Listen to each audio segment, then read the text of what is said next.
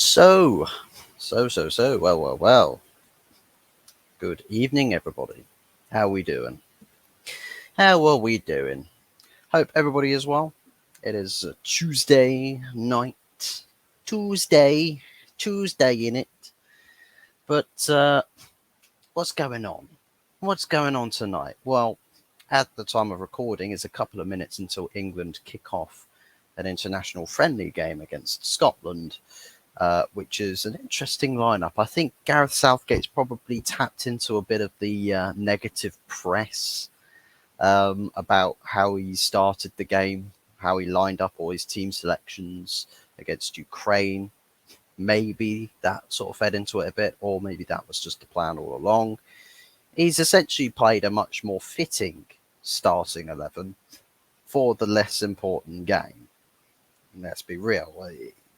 We were playing in a Euros qualifier against Ukraine.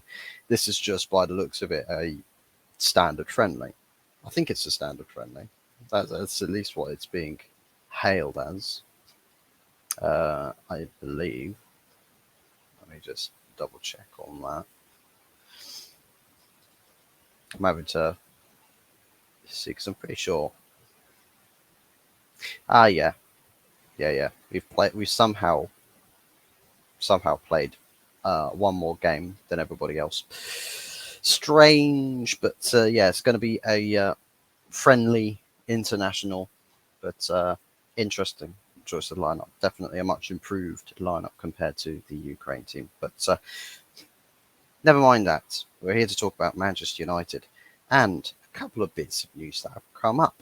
So, as this title suggests for the video, United's new youth academy policy, because Chris Wheeler has been speaking to the United stand and has lifted the lid on a policy at the club that we used to be a club that was renowned for its academies, that was hailed, its academy was hailed for the exceptional talents that it would produce. Some of the talents you know about today, some of the talents that have gone on to do bigger and better things in the past. But essentially, what Chris Wheeler has come out to say is that Manchester United have sort of taken a look at what they're doing currently and thought, let's turn a different direction here. Let's go down a different road. And they've opted, as per what he's said here, what Chris has said here, that MUFC are working on adopting a similar ruthless approach on youth players to Man City and Chelsea, where they focus less on stockpiling maybe talents and prioritizing on the fewer amount on stars to be. Now, this can be a good thing. This could be a bad thing for various different reasons. I would say for a club that's got its head screwed on the right way round, you would say, well, that should be a good thing, right? Because that means you get more certified talents coming through your academy that will go on to play for the first team. That makes sense, right? That's what a club should be striving to do at the highest level for its academy. What this idea of stockpiling maybe talents, I think it's somewhat true, right? It is somewhat true what they are saying about the stockpiling of maybe talents, because there's a lot of young kids that are being shown and clipped up saying, oh, look how good these players are. Oh my God, stick them in the first team. And it's like, but they never amount to anything that special, right? They never really quite break the glass ceiling. They never really exceed and go above and beyond.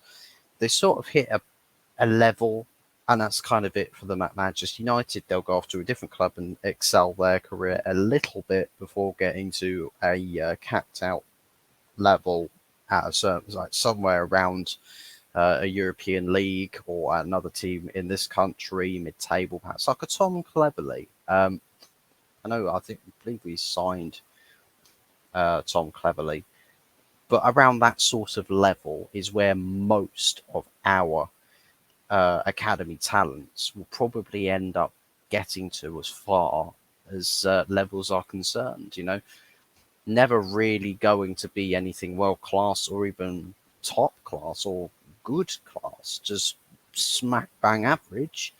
But you see, with the potential, is that they're glimpses. They're glimpses of something good, but the finished article is not going to be as pretty a painted picture. And I think that's where United's academy is currently sat. There's a lot of players that a lot of people are mad excited about that aren't actually going to turn out good enough, right?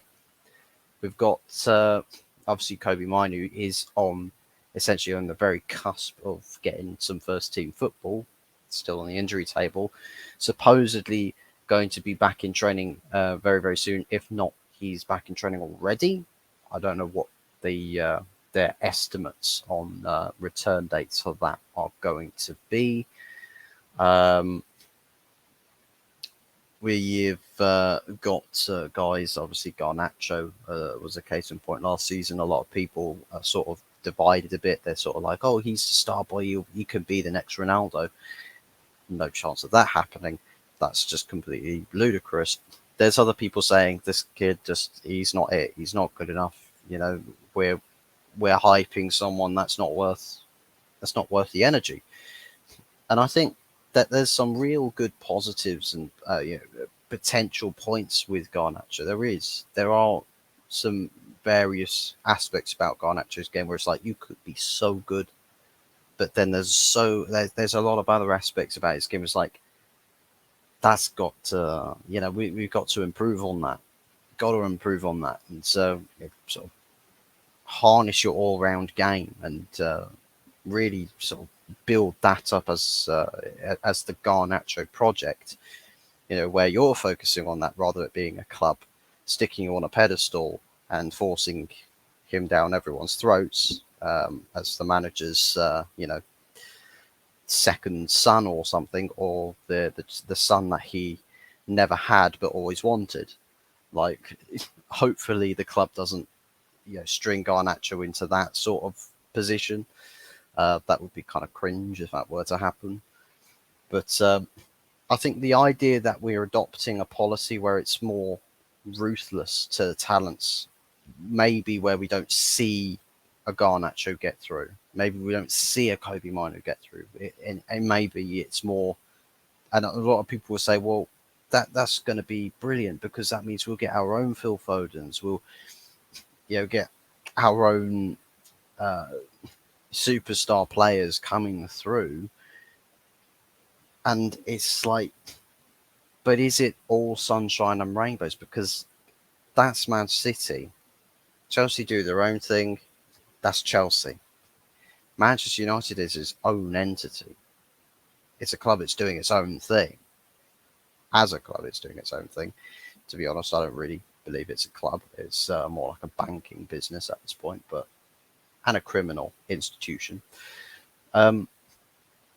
It feels like that Manchester United, as much as we can be put on a trajectory to matching Man City or Chelsea with the academies, I mean, you've got to have the draw, you've got to have the attraction, bring everybody in, bring the potential talents in, get them to stay long enough to get them to, progress the way that you're wanting them to progress, so that the superstars that come through, you have to do the work to, nurture their talent and have a manager that will bed them into the first team picture the right way. Have we got the manager to do that? We've got a manager that insists on promoting talent like this policy exists. He's already said that. But will the club be able to hold up their end of the bargain by actually getting the talent potential in there? Will that level be matched? I'm not too sure if it will or if it won't, because like most things with Manchester United, there could be a bright idea. It will get screwed up by somebody in the system, and it will look like an idea that could have been, but once was all and said and done, the idea looked horrendous or horrific. It's like everything that it's like someone believing in themselves is like everything I touch turns to gold. Everybody else is watching this person run around touching everything, and touching everything's turning to gold. Everyone's like, no, everything you're touching, you're killing. You're murdering it. It's dead. Everything you've touched has died. You absolute mass murdering son of a bitch. Maybe that's probably going to be the outlook that this idea has on the policy, or we'll try and do it and everyone's like, oh yes, this is going to be fantastic, and then it just falls flat on its face and everyone's just like, well, this looks horrible, this looks awful. It's like trying to copy. It's like if a manager tried to copy Pep Guardiola and his tactics, right? Shaves his head bald, wears that sort of crew neck knitwear stuff with them chino trousers or something, starts doing a hokey pokey dance on the touchline whilst his team are busy conceding 9 goals every single week to every team in existence. But it's okay because he's living in a fantasy land where he believes that he is copying Pep Guardiola. It's kind of like a world where that could be a case in point to this. Manchester United try to be like a Man City or like a Chelsea, but they will fail horrendously. So it's like you'll try to be like them, but you will never be like them, and instead you've actually made yourself look a right fool. So there is a risk element to this, right? I'm hoping that if this policy comes to pass and it starts to work out well, that this is something we can all get behind. It's something that we can all be happy about or proud of, right? It's something that we can fully support. As evidence or recency bias would be inclined to disagree with this, but you have to see how things progress. A quick point to wrap up on this as well. Jadon Sancho has supposedly removed his pinned tweet that was calling out Ten Hag. So Chris Wheeler has also spoken about this. So this is basically what he said here. Jadon Sancho has had discussions with Erik Ten Hag in regards to the ongoing issues. Then further talks are expected. The situation won't be resolved overnight. I think the fact that Sancho's now removed the pinned tweet is basically a step one to a sort of a long road or process to getting Sancho back into a picture somewhere. Like, we're not even talking about, oh, you're going to be starting games here, you're going to be starting games there, you're going to be doing this, you're going to be doing that. This is just to get you into a good light with the manager, just to get you into a good light, not to guarantee you game time, to get you guaranteed that Ten Hag will not look at you as a disappointment. Because as reports, if they are to be believed, suggest that, well, Ten Hag is rather disappointed.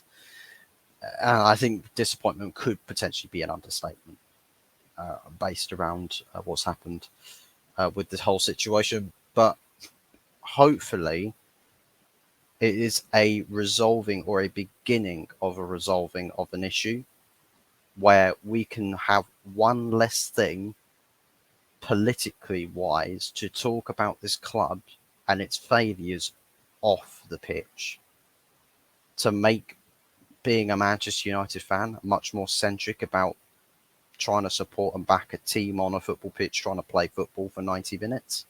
It's kind of what we want to live by. It's kind of what we want to do. But the pains of being a Manchester United supporter these days is that as much as we might fail on the pitch, we'll fail probably equally, if not harder, off the pitch. So, we've got all sorts of problems. So I'm hoping that this is the beginning of a road to recovery of the club matters off the pitch. whether Sancho comes back to playing for Manchester United, I'm not as concerned about that. I'm just more concerned about the whole politics of the club. Start to remove, you know, dirty laundry out of the limelight, and that this club stop being as much of a reality TV show. Um, I mean, Christ, I mean, the amount of drama and crazy stuff. I mean, if Amazon decided they wanted to do an all for nothing uh, episodes on Manchester United, they probably have to stick an age rating on it. They would probably have to stick 18 plus on it. You know, viewer discretion is advised. You know, it's more risk of you encountering mental scarring watching Manchester United back a house than you would do watching a movie from the Saw series or something. You know, with massive amounts of gore. But hopefully everything starts to steer itself in the right direction and starts to resolve itself. Obviously, as Chris Wheeler has said in this post to the United Stand, it's not going to be an overnight process. It's not. It's going to take a bit of time. But please, one less thing to talk about politically, the better. Let me know your thoughts and feelings on the matters down below, whether from a United's perspective you're happy with this new policy being introduced to being much more ruthless with talents. So guys like your Tahith Chong, the what's his face, Zidane Iqbal, Hannibal Mabry, Brandon Williams, guys like that, the maybe talents, we don't foster them, and that we are very cutthroat with those sorts of guys, and that the guys that do come through are perceived to be makings of a world-class player, and henceforth that's where we get players like this coming through for Manchester United. Whether you're happy with that or whether you've got your own questions and doubts about it, leave those thoughts and feelings in the comment section below, as well as the Jadon Sancho situation. Do make sure to like the video and subscribe if you haven't done so already. I believe we are still 3 subs away from 100. We're eventually going to get there. You know, it's like what Thanos says in the Avengers series. You know, dread it, run from it. Destiny arrives all the same. All right. And now it is here. Now it is here. 100 subs has come. The destiny to achieving 100 subscribers on this channel will come. It's inevitable. So run from it all you want. It's gonna happen. Anyways, big ups everybody. Thank you very much for watching, and we'll see you again soon on the next one. Ciao for now.